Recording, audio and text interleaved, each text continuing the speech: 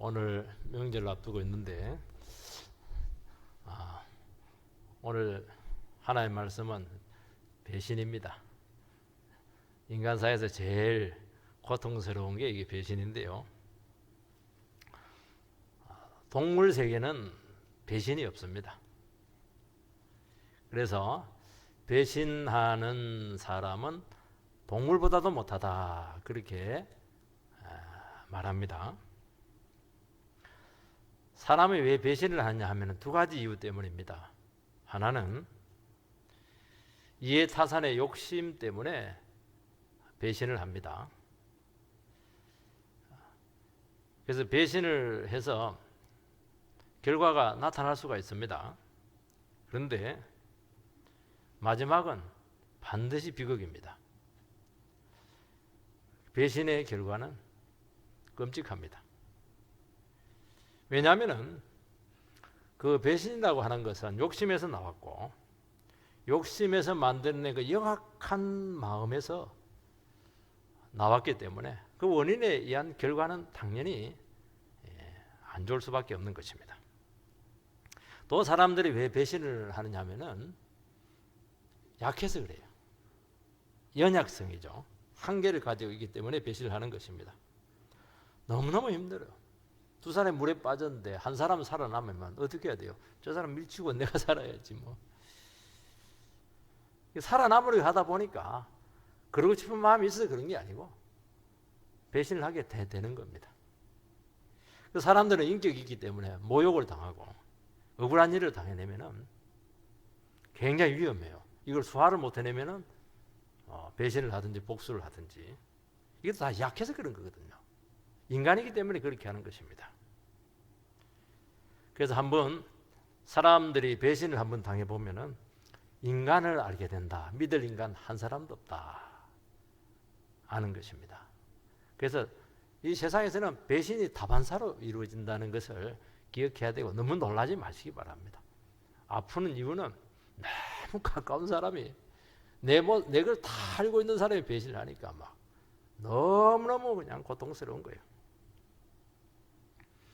그러면 신앙세계는 배신이 있느냐? 아우, 더 있죠. 신앙세계도 얼마든지 배신이 존재합니다. 우리가 예수를 믿는데 하나님을 통해서 얼마나 은혜를 많이 받고 사랑을 많이 받고 도우심을 많이 받았습니까? 그런데 별것 아닌 거 가지고 막 신앙을 팔고 주님을 대적을 하고 자기 뭐 기대한 대로 안 되면 뭐 그냥 믿음을 막 던져버리고. 여러분 그렇게 안 했습니까? 여러분들께서 그 모든 갈등을 이기고 이 자리에 앉아 있는 게 그게 주님의 은혜입니다. 어떻게 은혜 안 받고 우리가 이 자리에 선한 모습으로 예배를 드릴 수가 있겠습니까? 그래서 우리는 얼마나 십자가가 필요한지 모릅니다. 우리의 모든 십자가가 인간의 배신의 절정이잖아요. 모든 인간들이 다 합세해가지고 하나님을 등진 게 이게 배신한 게 십자가인데 예수님께서는 십자가에서 억울하다 그렇게 하지 않고 기도했잖아요. 그 배신자들을 위해서 용서해달라고. 그래서 우리는 십자가 은혜를 붙잡지 않으면 반드시 배신하고 배신당하고 이런 삶의 고리에서 벗어나지 못한다는 것을 말씀하고 있는 거예요. 오늘은 그 유명한 가룟 유다의 배신이 나옵니다. 아니 가룟 유다하고 나하고 무슨 상관이 있습니까? 상관이 굉장히 많습니다. 그런 게 성경에서 기록했죠. 주님을 3년간 따른 제자가 배신을 했습니다. 은혜는 다 받은 제자였습니다. 그 제자가 배신을 할 수 있었다면 이 세상에 어느 인간도 다 배신할 잠재 요인을 가지고 있다고 말씀하고 있는 것입니다. 그 배신한 분이 누구세요? 허물이 많은 인생이 아니잖아요. 천지를 만드신 하나님의 아들이세요. 우리를 위해서 십자가에 죽어주신 그분을 배신을 한다니까요. 아니 우리에게 뭐 윽박지르고 욕을 하고 막 때리고 그렇게 하면 이해가 돼요. 모든 것을 다 주신 그 주님을 배신할 수 있는 게 우리 인간이에요. 그 인간이 얼마나 사악하고 연약한가 하는 것을 우리는 항상 기억을 해야 된다는 것이고, 나는 안 그러겠지. 아닙니다.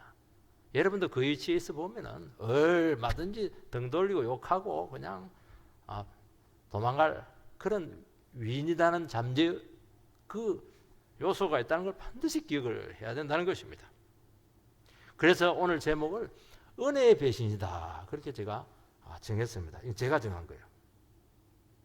그래서 우리가 믿음 생활을 하지만은 은혜 받지 못하고 내가 죄인이라는 것을 진정으로 고백하지 못하고 그렇게 하면은 누구든지 제2의 가룟유다가 될 수 있다고 말씀하고 있는 것입니다.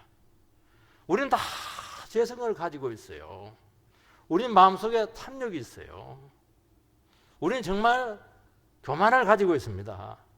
이것을 하나님의 말씀과 성령으로 다루지 못하면 얼마든지 뒤집어질 수 있다는 것을 우리에게 말씀하고 있고, 정말 우리의 구원을 두렵고 떨림으로 이루어 가라고 하신 그 말씀이 진짜다는 것을 여러분들 신앙생활 하시면 아마 깨닫게 될 줄 믿고, 한순간도 긴장을 놓치지 말고 주님 바라보는 귀한 믿음의 자녀들이 되기를 축복합니다. 첫 번째는 예수님께서는 유다의 배신을 이미 알고 계셨다는 것입니다. 17절 18절, 저물매 그 12를 데리시고 가서 다 앉아 먹을 때 예수께서 이르시되 내가 진실로 너희에게 이르노니 너희 중에 한 사람 곧 나와 함께 먹는 자가 나를 팔리라 하신대. 지금 예수님께서는 마지막 유월절 만찬을 준비하고 있어요. 얼마나 뜻깊은 자리겠습니까? 여러분, 식사는 누구랑 하고 싶었습니까? 마음이 따뜻한 사람, 내 마음과 통하는 사람, 그런 사람으로 하지, 나를 팔려고 배신하려고 탁 하는 그 사람과 하면은 먹다가 체합니다. 싫어하죠. 식사 자리는 편한 사람 가고 싶은 거예요. 주님께서는 너무너무 그 제자를 사랑하셔서 그 힘든데도 불구하고 마지막 만찬까지 그를 데리고 가셔서 그에게 기회를 주신다는 것입니다. 그래서 유다가 알아들을 말로 암시적인 말을 합니다. 너희 중에 한 사람 곧 나와 함께 먹는 자가 나를 팔리라. 식사 중에는 심각한 말 안 합니다. 저희 아버지에 대한 다른 건 불만이 없는데, 불만이 막 저녁 먹을 때 되면 꼭 저를 한마디 책망하는데 또 밥 안 먹는다고 해서 또 막 저를 막 책망하고 이래가 눈물 줄줄 흘리면서 밥 먹을 때가 많았어요. 여러분, 그렇게 하지 마세요. 우리 아버지가 돌아갔으니 망정이지. 이런 말 안 하거든. 이 심각한 말 안 합니다. 분위기 다 깨거든. 그런데도 예수님께서는 이제 시간이 없어요. 그래서 힘들지만은 그것을 끄집어냅니다. 왜냐하면 영원히 귀하니까. 이 말을 들으면 유다는 어떻게 해야 됩니까? 가슴이 철렁 내려앉아야죠. 주님이 나를 다 알고 계시었구나. 가룟 유다는 3년간 주님을 따라 다니면서 의심을 했죠. 주님이 내 마음을 알 거야. 내가 배신할 거 알 거야. 내 속마음 알 거야. 왜냐하면 자기는 한 번도 예수님께 자기 속마음을 내보인 적이 없거든요. 끝까지 자기를 지켰거든요. 엉큼하게. 회개하면서 막 자기 속마음을 다 지켜서. 그래도 의심을 했죠. 혹시 주님이 알고 계실 거야. 왜냐하면 주님은 하나님의 아들이시니까.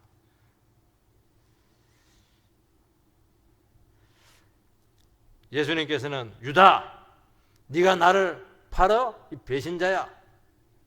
그렇게 하지 않고 너희 중에 한 사람, 그 12분의 1이 되니까 여지가 많은 거예요. 얼마나 깊이 배려를 하시고 문제를 던지고 있습니까? 암시적인 말을 딱 들으면 본인은 알잖아요. 본인은 알아요. 정말 예수님이 나를 알고 계셨구나. 심장이 뛰어야 되고 막 호흡이 가파져야 되고 멎어야 되고 그 자한테 고백하고 엎드리는 것이, 그것이 정상이죠. 모른 척 탁 하고 입 탁 다물고 가만히 있었습니다. 정말 가룟 유다는 가룟 유다예요. 우리도 아무리 힘들고 어려워도 입 탁 다물면 누가 알아요? 아무도 몰라요. 얼굴도 색깔도 안 바뀌고 이렇게 있는 거예요. 시편 41편 9절 말씀을 띄워주시기 바랍니다. 시편 같이 읽겠습니다. 시작. 내가 신뢰하여 내 떡을 먹던 나의 가까운 친구도 나를 대적하여 그의 발꿈치를 들었나이다. 예수님께서 유다에게 암시적인 말을 할 때 다윗의 이 시편 41편 9절 말씀을 인용을 합니다. 우리 같으면 막 바로 대놓고 얘기할 텐데 그렇게 하지 않고 하나님 말씀을 가지고 그에게 다가갔어요. 이 말씀의 내용이 뭡니까? 다윗이 가장 신뢰하고 떡을 같이 먹던 밥동지잖아요. 제일 가까운 게 밥동지예요. 밥을 같이 먹는. 저 신학교에 다닐 때 3명의 밥동지가 있었는데요. 그 가까운 친구가 발꿈치를 들었다는 것입니다. 유대인들은 식사를 할 때 우리처럼 양반 자세로 앉지 않고 45도 각도로 비스듬하게 누워 있었거든요. 다리가 뻗치는 거예요. 옆에서 그 다리 들어보면 막 꼼짝 못하게 그냥 뒤집어지는 겁니다. 당하는 거예요.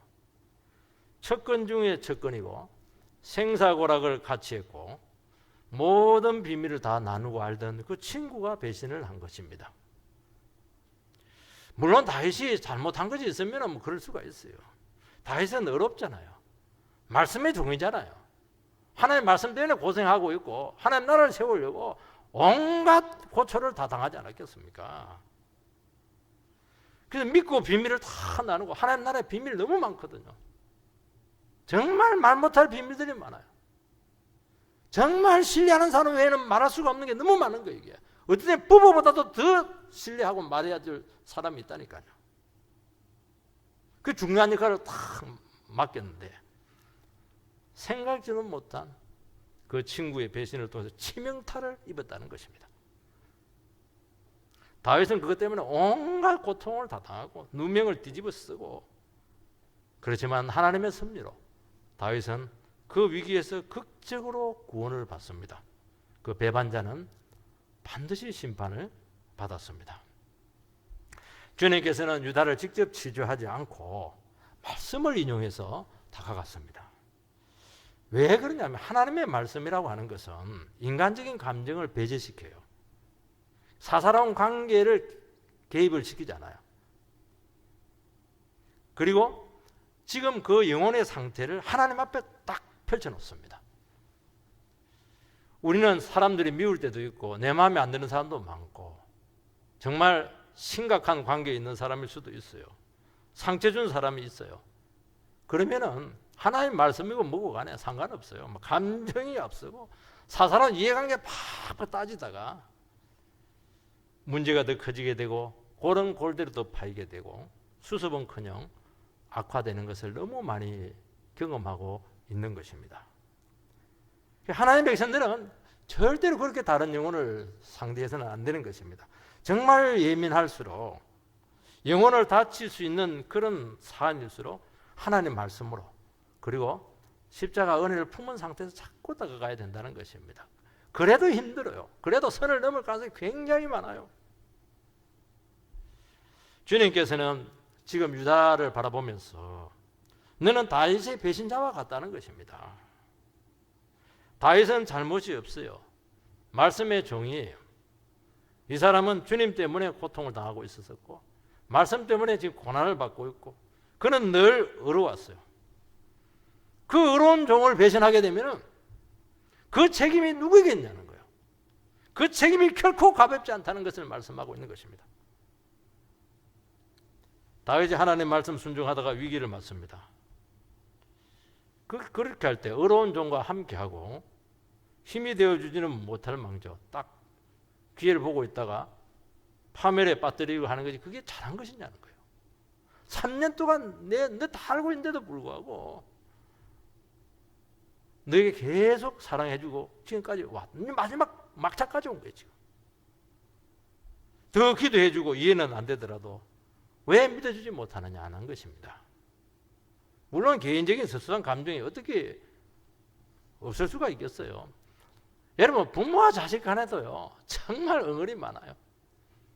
정말 속에서 막 올라올 때가 많잖아요. 어린 마음에. 그런 게 어떻게 없을 수가 있겠어요. 인간인데 신이 아닌데. 그게 어떻게 하나님 앞에서 그게 결정적인 사안이 될 수가 있냐는 거예요. 이게.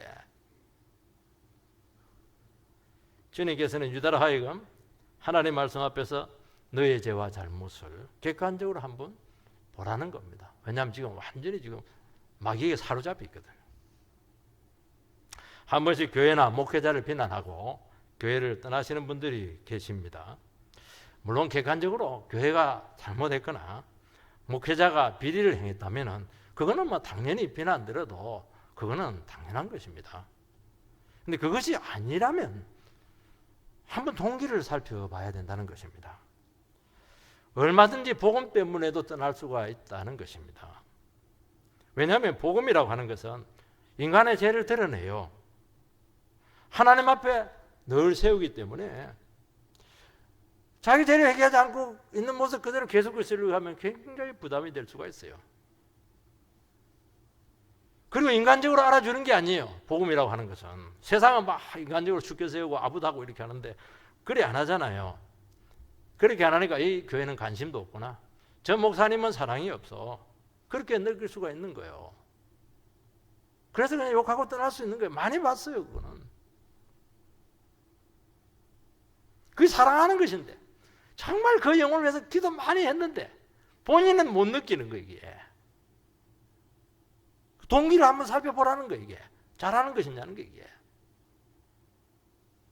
주님께서는 말씀 그 자체가 되십니다.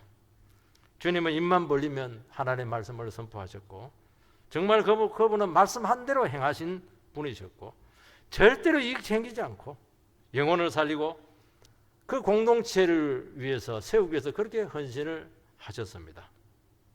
주님은 절대로 당신을 위해서 살지 않았고 영혼들을 위해서 참고 희생하고 어떻게 하든지 도와주려고 했다는 것입니다.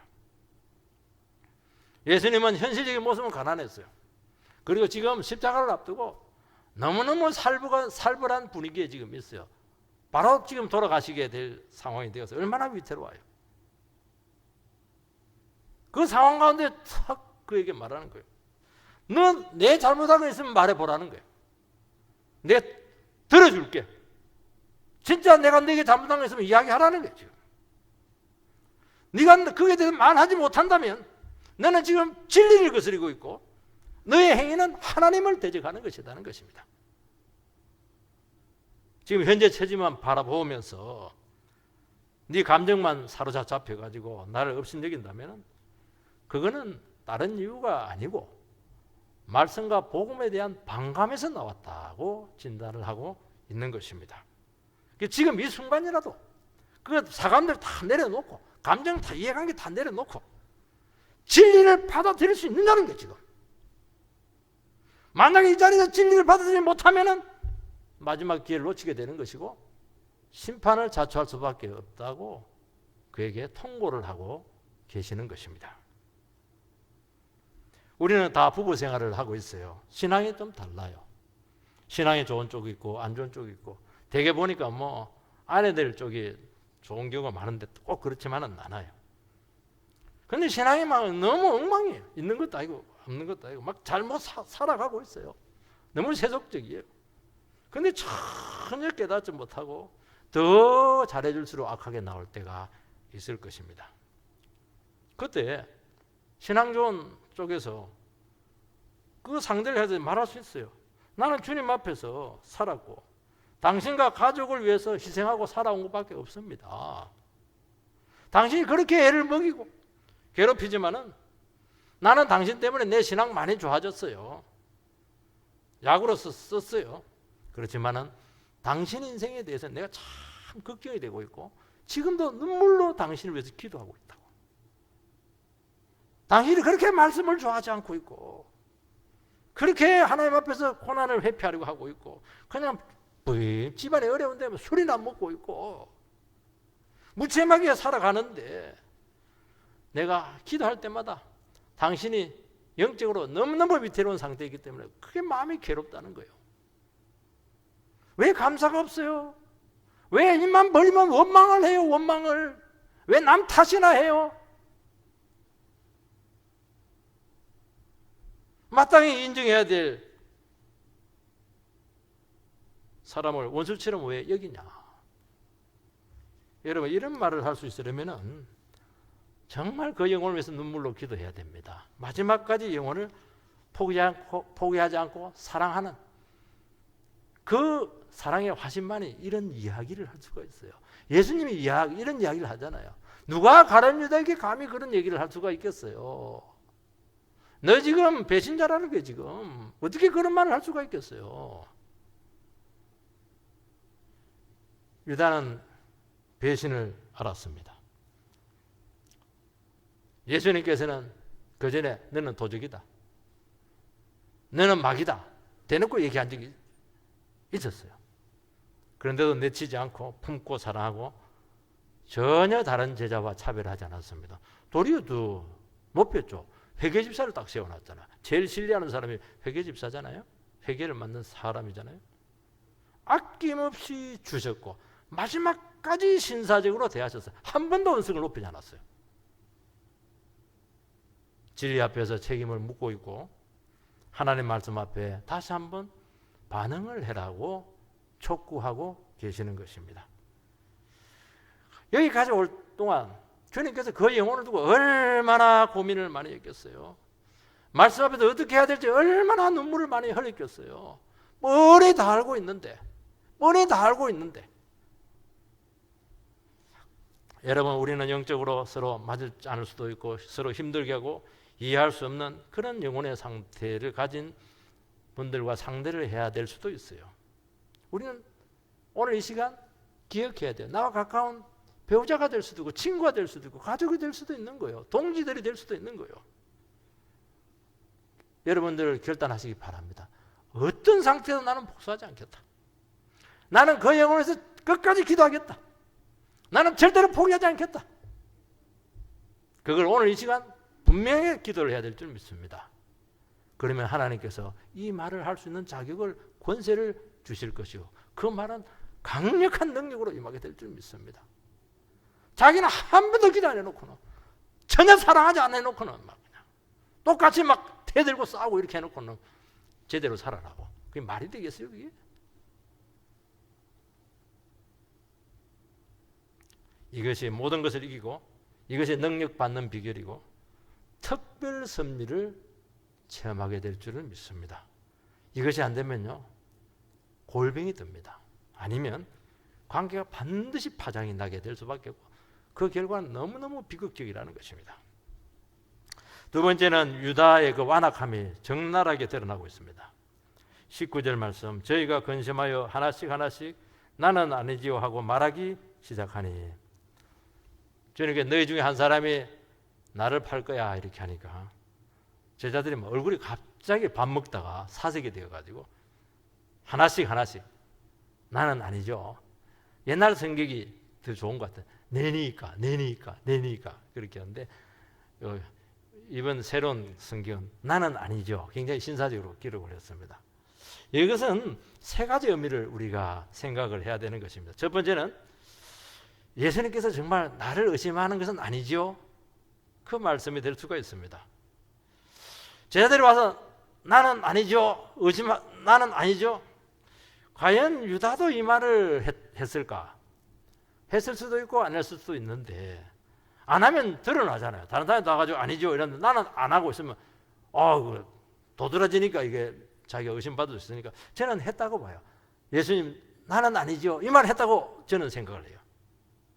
그런데 정말 이 말을 했으면 악한 것입니다. 주님께서 자기 자신을 두고 말하는데 다른 제자들이 알까봐 천연덕스럽게 말한 것입니다. 우리는 죄 짓고 나서 악한 생각과 모략을 쓰고 나서 사람이 알까봐 전전긍긍해요. 하나님이 두려운데, 하나님이 알고 있는데, 하나님이 알까봐 두려워야 되는데 다른 사람이 알까봐 두려운 거 이게. 그게 가룟 유다의 마음이 이게. 여러분, 가룟 유다에게 큰 찔림이 있었을 것입니다. 어떻게 양심이 가만히 있을 수가 있겠어요? 주님께서 딱 대놓고 이야기하는데 괴로워 견디지 못했을 것입니다. 유다는 회개하거나 돌이켜야 되는데 거기서도 나도 아니죠? 사악하죠. 돌이키지 않습니다. 다른 제자들의 태도도 좀 문제가 있어요. 예수님 도대체 우리 중에 그놈이 누구예요? 말하세요. 응징하겠습니다. 이렇게 나가야죠. 나는 아니죠. 나만 면피하면 된다는 거예요. 교회 생활 하다 보면요, 면피용 이런 분들이 많이 계세요. 책임지는 모습은 싫고 그건 힘드니까 나만 아니면 되지 뭐, 빠져나가는 거예요. 그것도 바른 자세라고 보지 않습니다. 두 번째는 제자들도 주님을 배신할 생각이 있었다는 것입니다. 개역 성경에 보면 내니까 심각하게 제자들이 사색에 대해서 묻습니다. 왜 내니까 그런 얘기를 했겠어요? 진짜 떳떳하면 이 말 할 필요가 없잖아요. 떳떳하지 않은 거예요, 제자들도. 그들도 배신할 마음 많이 했어요. 한 번씩 자녀들이 와가지고 부모한테 사과합니다. 엄마 미안해. 엄마는 상상이 안 돼요. 왜? 잘못한 게 없거든요. 본인은 잘못한 게 있는 거예요. 그래서 사과하는 거예요. 자기 양심 때문에. 우리도 신앙생활 하지만 얼마든지 주님 배신할 생각 많이 했잖아요. 악한 생각 많이 했잖아요. 너무 힘들고 뜻대로 안 되면 막 아예 다 뜯어치워버리고 그냥 될 대로 되라. 막 그냥 개판 쳐버리자. 막 그냥 심한 오해를 받을 때 그냥 배신하고 도망가자. 얼마나 여러분들 그 생각 많이 했어요. 신앙 다 그만두고 싶다. 그 성도들 다 보기 싫다. 그냥 막. 우리가 이 자리까지 온 것은 전적으로 주님의 은혜인 줄 믿습니다. 베드로도 그랬잖아요. 세 번 부인해. 나는 절대로 예수님 배신하지 않는다고. 끝까지 지켜주겠다고. 고인간이 위험한 사람이에요. 그 자기를 몰라서 그래요. 딱 2번 늘기 전에 3번 부인하리라. 구체적으로 이야기하면서 확실하게 부인한다는 거예요. 믿지 마세요. 여러분 자신도 믿지 마세요. 어떻게 우리가 배신을 안 할 수가 있어요? 주님 너무 잘하세요. 세 번째는 제자들은 배신자가 누군지 진정으로 몰랐다는 것입니다. 예수님께서 나를 의심하고 있는 것 아닐까? 자기를 다 돌아봤어요. 자기들이 범인이거든요. 지난번에 나를 바라보는 그 눈초리가 예사롭지 않았어. 만약에 그들 중에 유다가 정말 예수님을 배신할 사람이라 공감대가 딱 있었다면 아무 말 안 하죠. 눈만 딱 돌려. 대놓고 보면 안 되니까. 대놓고 보면 막 의심되니까 눈만 딱 가른 유다를 전부 다 향했을 것입니다. 이 모든 상황을 바라보게 되었을 때 이유 불문하고 유다는 정말 마음의 철판을 깔았고 정직하게 반응하지 않았다는 것입니다. 그러면 어쩔 수가 없어요. 20절 말씀, 그들에게 이르시되 12 중 하나고 나와 함께 그릇에 손을 넣는 자니라. 유대인들은 이 음식을 하고 떡을 먹을 때 포도주나 소스에다가 종제기 같은 데다가 이게 떡을 찍어 먹는데 2사람 내지 3사람이 한 조가 되어서 그릇을 씁니다. 예수님과 같이 그릇에 떡을 찍어 먹는 사람은 바로 가룟 유다예요. 왜냐하면 그거는 썩을 수가 없어요. 그러면 떡을 먹다가 불 떨어야지. 떨고 팍 놔버려야죠. 얼어붙어야 돼요. 찍고 떡 먹습니다. 또 찍고 떡 먹어요. 참 떡 잘 먹는 건 좋다마는 대단하죠. 태연합니다. 주님께서는 아직도 그의 이름을 밝히지는 않습니다. 이름을 밝히면 어떻게 해서 가룟 유다 네가 범인이야. 그럼 바로 박차고 화를 내면서 와 사랑 없다. 예수님 의심당이다 이러면서 막 도망갈 겁니다. 끝까지 이름 얘기 안 해요. 여러분 제자가 선생님을 배신한다면 어떻게 해야 되겠습니까? 당장 줄을 들든지 취조하든지 매장을 하는 것이 당연하죠. 주님께서는 끝까지 참고 기회를 주고 그의 마음을 노크를 하고 열라는 것입니다. 마음을 열으라는 거예요. 지금은 열면 살거든요. 열면 사는 게 열면 살아요. 지금은 예배 드리는데 여러분 마음을 열면 사는 거예요. 여기서 못 열면 여러분의 마음은 2배, 3배로 두꺼워질 겁니다. 21절 말씀, 인자는 자기에게 대하여 기록된 대로 가거니와 인자를 파는 그 사람에게는 화가 있으리로다. 그 사람은 차라리 나지 아니하였더라면은 자기에게 좋을 뻔하였느니라 하시니라. 예수님께서는 정말 무지막지한 말씀을 했습니다. 저 인간은 차라리 나지 않았으면 좋을 뻔했다. 아무리 부모가 자식 미워도 너는 안 태어났으면 좋겠다. 농담으로는 그렇게 해도 진심으로는 그런 말 안 합니다. 어떻게 자식을 너는 안 태어났으면 좋겠다 그런 말을 할 수가 있겠어요. 해서는 안 되고 들어서도 안 되는 말이에요. 과거에 그 어린이 성추행범 그 김길태 있잖아. 그때 부친이 텔레비전 나서 인터뷰를 하는데 뭐라고 하냐니까 내 자식은 낳지 않았어야 되는데 깊이 후회하는 인터뷰하는 걸 제가 후에 그런 인터뷰하는 그 장면을 제가 봤어. 아직도 기억에 남아요. 길태 너는 안 태어났어야 되는데 태어났다는 거예요. 이 귀태야. 이름도 비슷해요. 귀태, 길태. 이름이 비슷해요. 귀태라는 말이 태어나지 말아야 될 인간이라는 거예요. 그런데도 주님께서는 너는 태어나지 말아야 돼! 이 말 하지 않고 뭐라고 했습니까? 좋을 뻔했다는 거예요. 그리 안 태어났으면 좋을 뻔했다는 거예요. 지금에도 바꾸면은 잘 태어났다는 거예요. 참 이걸 보면 예수님께서는 마지막까지 결정적인 말을 절대로 안 해요. 절대로 안 해요. 얼마나 속이 탔겠어요. 여기까지 왔는데 우리는 막 이놈 죽이니 살리 이렇게 해도 끝까지 결정적인 말을 안 해요. 유보를 해요. 마음은 막 타들어가는 거예요. 지금. 내 이상 이 말까지 했으니까 더 이상 해줄 말도 없고 이제 기회도 없다. 마지막 통고의 선언이라고 생각이 됩니다. 인자는 자기에게 기록된 대로 가거니와 주님은 구원 계획에 따라서 십자가 죽음을 맞이하게 된다는 것입니다. 사람들은 여기서 많은 오해를 합니다. 가룟 유다는 억울하다는 거예요. 가룟 유다는 예수님을 십자가 달기 위해서 은 30에 파는 구원의 도구로 쓰였기 때문에 가룟 유다는 책임이 없고 죄를 물어서는 안 된다는 것입니다. 그게 궤변입니다. 하나님은 가룟 유다 아니라도 얼마든지 십자가에 달립니다. 왜냐하면 그게 아버지의 뜻이거든요. 지금 누가 죽이려고 합니까? 지금 정치 지도자들이 지금 종교 권력자들이 지금 죽이려고 하는데 어디 가서 피할 수가 있겠어요. 어떤 방법을 써서라도 죽이는데 가룟 유다가 오니까 편했죠. 뭐 은삼시 주고 뭐 딱 바로 체포할 수가 있었으니까요. 여러분 권력과 물질로 유대 사회를 지배하는 기득권 세력에 의해서 제거될 수밖에 없어요. 이거는 정치 역학적으로 반드시 제거돼야 되는 겁니다. 이거는 유다가 돈을 너무 좋아했고 권력을 너무 지향했습니다. 유다의 생각은 뭐냐? 예수를 통해서 권력을 얻는 거예요. 그 권력을 통해서 축제를 하는 것입니다. 축제는 막 기쁜 게 아니고 돈을 막 끌어모으는 거예요. 돈을 좋아하거든요. 여러분 권력과 권력력이 사람의 눈을 멀게 하고 배신하게 하고 타락하게 한다는 것입니다. 여러분 탐욕과 권력, 욕심이 눈 뒤집으시면 부모도 없어요. 선생도 없어요. 은혜가 어디 있어요? 그렇게 살아갈 수가 없어요. 그래서 여러분들 자꾸 욕심을 내놓으라 한 이유가 뭐냐니까 인간은 한순간에 돌변할 수 있기 때문에 그 위험 요소가 어디에 있느냐? 욕심과 교만에 있기 때문에 기가 뜨겁도록 그 얘기를 제가 하는 것입니다. 틈만 나면 이것을 다스려라는 거예요. 마귀가 들어가 버리면 바로 뒤집어지는 거예요. 인간 눈이 확 뒤집어지는 거예요. 돈 보고 뒤집어지는 거예요.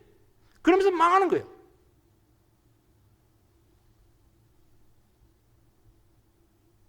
온 세상이 지금 욕망으로 들끓고 있어요. 의리가 어디 있어요? 정의가 어디 있어요? 좀 돈이지.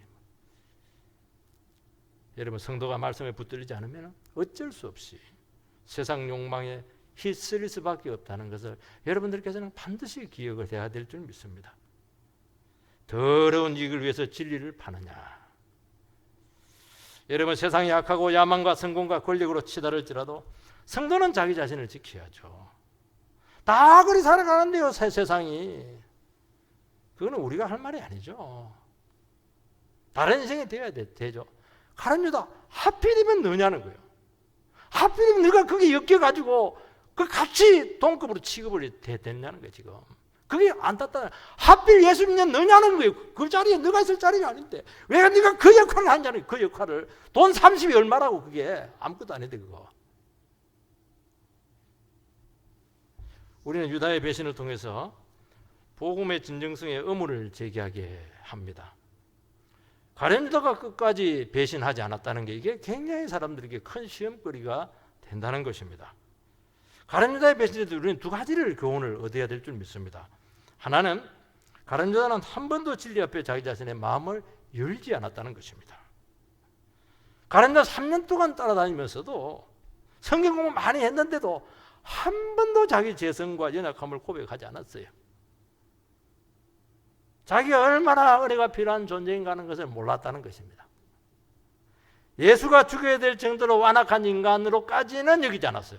문제는 있지만은 하나님의 아들이 나를 위해서 죽어야 된다까지는 생각하지 못한 것입니다. 그러니까 한 번도 죄인됨을 고백하지 않았어요. 여러분, 구원은 뭐냐?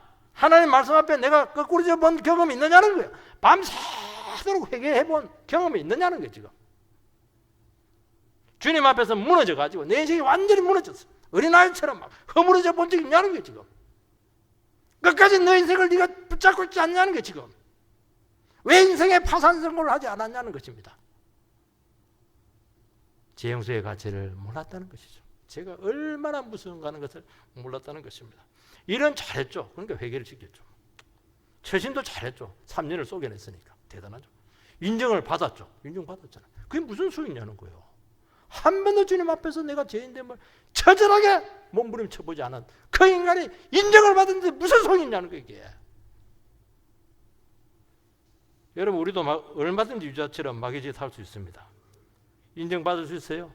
오래 신앙생활 할 수도 있어요.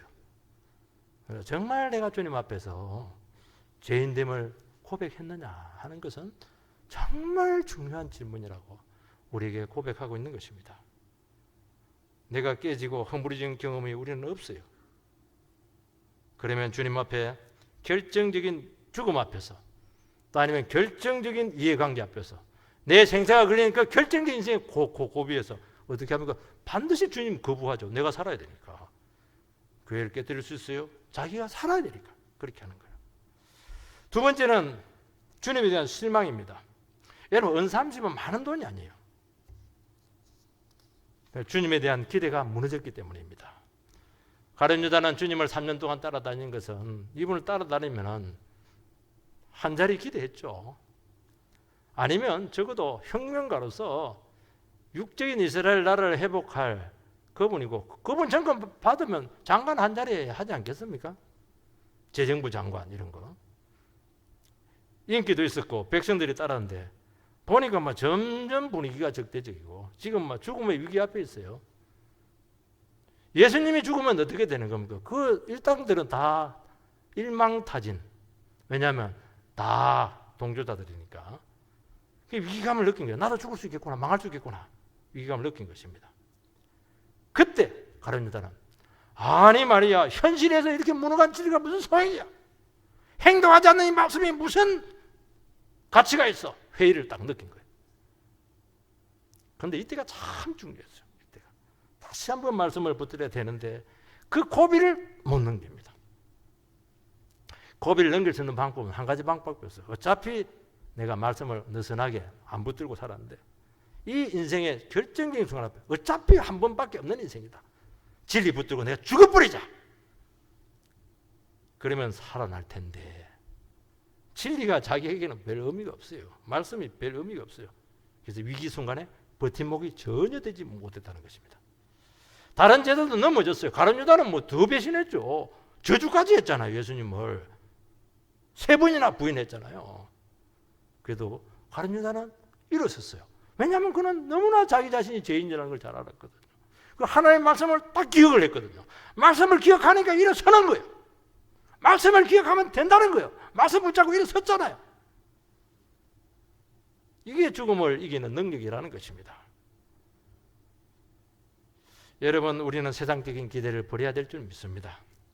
사람 믿지 마세요. 주의 종 절대로 기대하지 않지 마세요. 여러분, 저는 실망을 많이 줄 겁니다. 저는 여러분 기대를 채워줄 마음 전혀 없어요. 주님께 그냥 가세요. 여러분 신앙생활에 있어서 반대급부나 특별한 기대를 가지면 그 기대가 무너지는 순간 원수가 되고 여러분의 신앙의 위기로 바로 들어갑니다. 여러분 모든 인간적이고 세상적인 기대를 전부 다 버리시기 바랍니다. 하나님의 뜻은 기대나 바람이나 욕심이 없어졌을 때, 내 것이라고 주장할 수 있는 것이 아무것도 없어지게 되었을 때, 그때 주의 뜻이 여러분을 통해서 이루어질 줄 믿습니다. 그것이 신앙으로 서는 거예요. 나는 없어져야 돼요.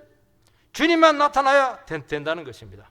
그래서 우리 인생에서 큰 실망의 순간에 왔을 때, 이때 나를 부인할 수 있는 절호의 기회가 왔구나.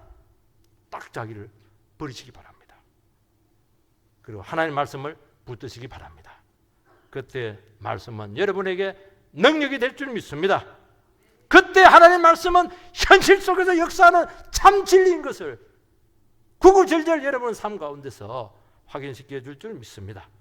그런 은혜 가운데 있게 되기를 주의 이름으로 축원드립니다.